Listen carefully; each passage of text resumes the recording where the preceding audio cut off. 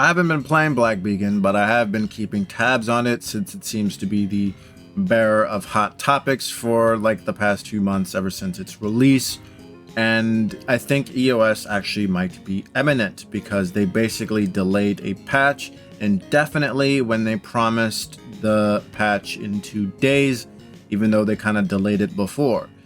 A few months ago, they delayed the version 1.3 patch, saying that it's going to be released on October 16th.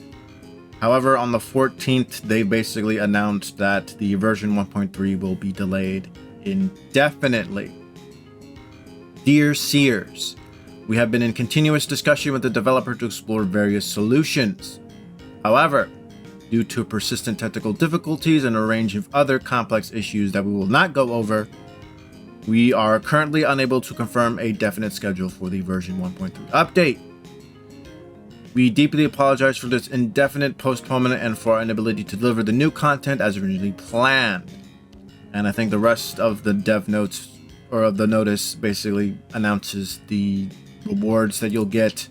The fact that they postponed the 1.3 update once and then postponed it again indefinitely this time basically just tells me that EOS actually might be imminent. They're basically just pussyfooting around about EOS.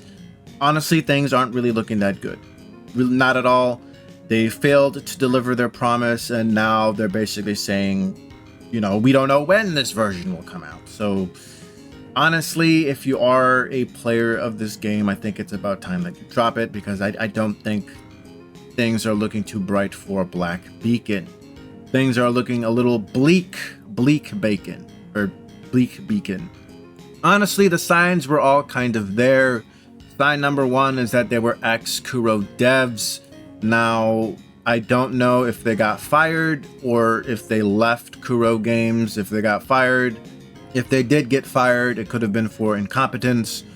And if they did leave willingly, why did they leave Kuro willingly? Did they not like the direction that Wuthering Waves was going in? I do know that Black Beacon has a pretty fair amount of dudes in it. Maybe they didn't really like the fact that Wuthering Waves hardly had any dudes, so they just left and made their own bootleg PGR. I have no idea, but being ex-Kuro devs wasn't really that good of a sign as most people might have believed in, because, you know, why would they leave such a grand company that people like to glaze over? I have no idea. Sign number two is that the game lacked the Japanese dub. For some reason, they had an English dub and an English dub and a Chinese dub, but they didn't have the JP dub for some reason. Regardless of your preference, the JP dub is a pretty popular dub, so I don't know why they would skip on the JP dub.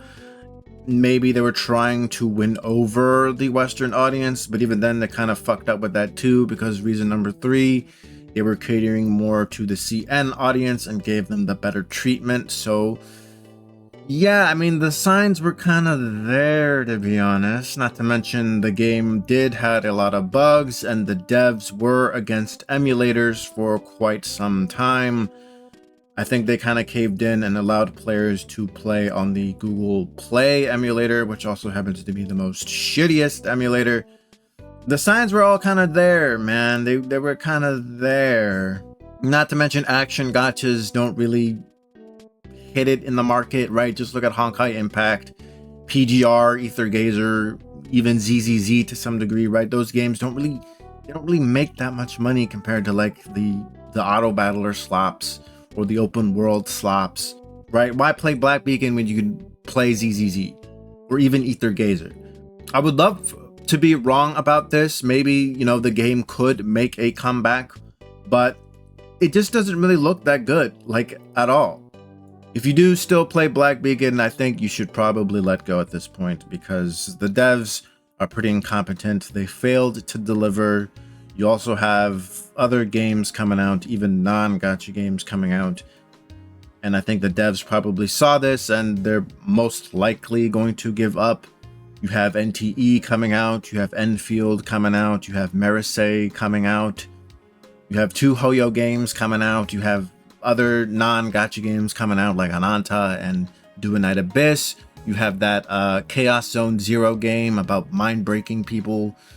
You have Stellasora coming out this month. I mean, things aren't really looking good for Black Beacon, honestly. I mean, they could have been at the TGS Tokyo Game Show Awards, but they didn't even show up there, right? So, I mean, things aren't looking that good, honestly. I mean, as I said before, I would love to be wrong. Maybe they can make a comeback, but I mean, who really knows at this point? Honestly, I think it's about time to let go, Black Beacon bros and sisters, because they ain't looking too good.